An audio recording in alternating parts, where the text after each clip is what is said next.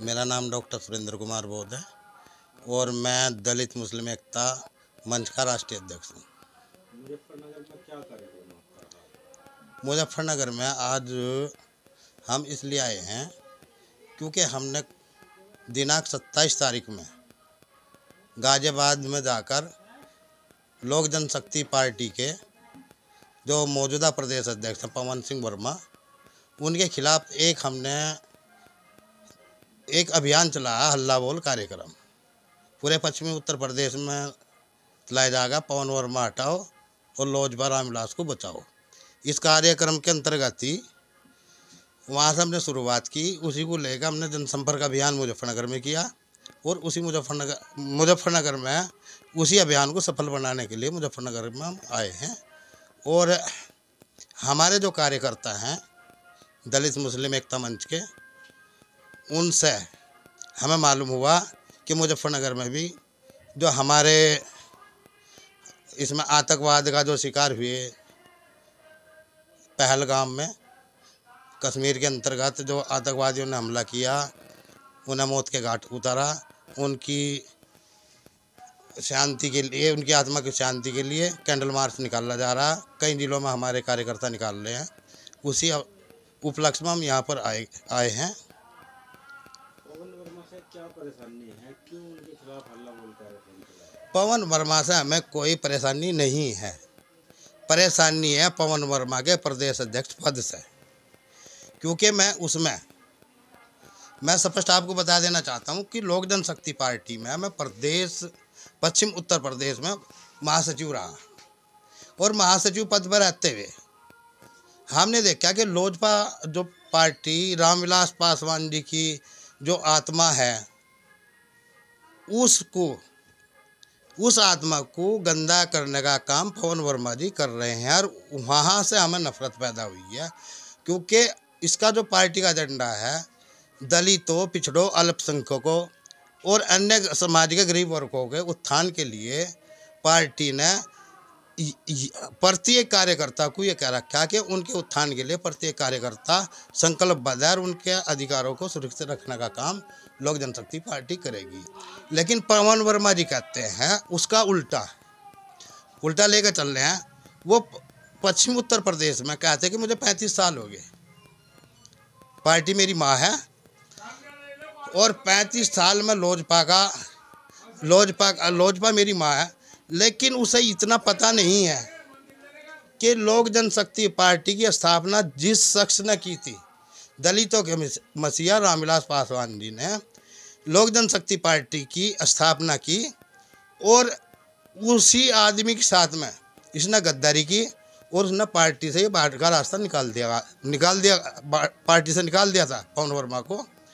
और इतना माननीय रामविलास पासवान जी जिद्दा रहे तब तक कि ये ऑफिस तक पहुंच नहीं पाए। दोबारा ये उसमें फिर शरीक हो गए, क्योंकि इसका काम है ईसा पीर ना मुसाफिर, सबसे बड़ा है पैसा पीर। इसके लिए पैसा सब कुछ है। मैं इसके बहुत नज़दीक की रहा, लेकिन ये दलित मुस्लिम विरोधी है, पिछड़ा विरोधी है, किसान विरोधी है, वो किसी का हितैषी नहीं है। सिर्फ इसमें किस की चलती है, ये कहता है कि मेरा प्रधान महासचिव है। प्रधान महासचिव नहीं, ये पक्का एजेंट है इसका पवन वर्मा का। ये जो राजू मोहन गोयल जी हैं और आपके बसंत गोयल जी हैं और ये डॉक्टर आलोकनाथ हैं, जिला अध्यक्ष हैं गाजियाबाद के। तो इनकी एक चौकड़ी बन चुकी है और ये गरीब आदमी को सताने का काम करते हैं।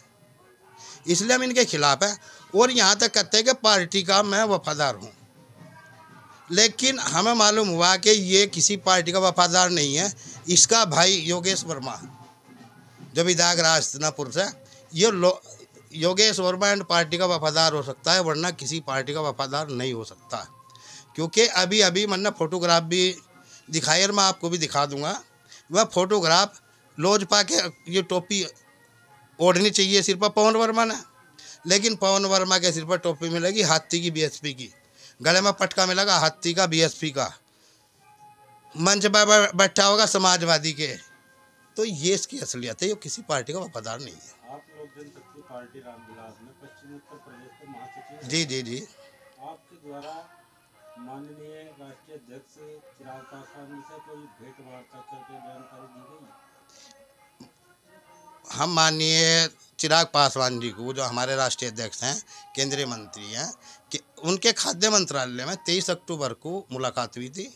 और मेरे द्वारा जो जनसंपर्क अभियान चलाया जा रहा था पश्चिमी उत्तर प्रदेश में, चलो गांव की ओर जनसंपर्क अभियान चलाया था मैंने, और वो इस कार्य उस मिलने के बाद में इन्होंने रोक दिया था बीच में। प्रदेश वर्मा जी ने, जो प्रदेश अध्यक्ष हैं पवन वर्मा जी, इन्होंने बीच में रोक दिया और उन्हें बताया भी था कि हमने ऐसा ऐसा कार्यक्रम उस धरती से स्टार्ट किया, बागपत से, जो मान लिया किसानों के मसीहा हमारे पूर्व प्रधानमंत्री चौधरी चरण सिंह की कर्म भूमि से हमने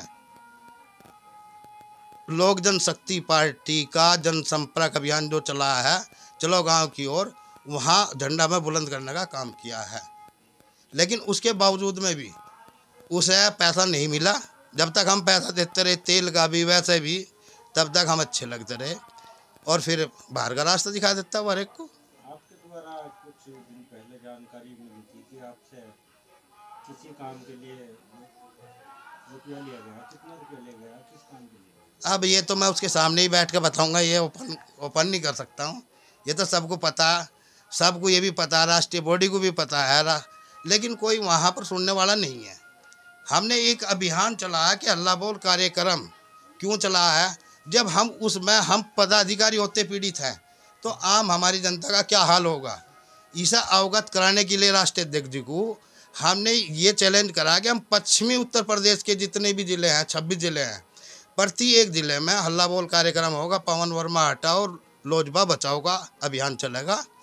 उसके बाद में हम चिराग पासवान जी, जो हमारे नेता हैं और हमारे प्रिय नेता के भी मान लिया उसके पुत्र हैं, उनकी हम, क्योंकि रामविलास पासवान जी हमारे जिगर में रहते हैं, हम उनके मिशन से जुड़े हैं। हमें लोजपा से मतलब नहीं है, क्योंकि हम दलित सेना से मतलब रखते हैं। दलित सेना से लोजपा का जन्म हुआ, जबकि लोजपा से दलित सेना का नहीं।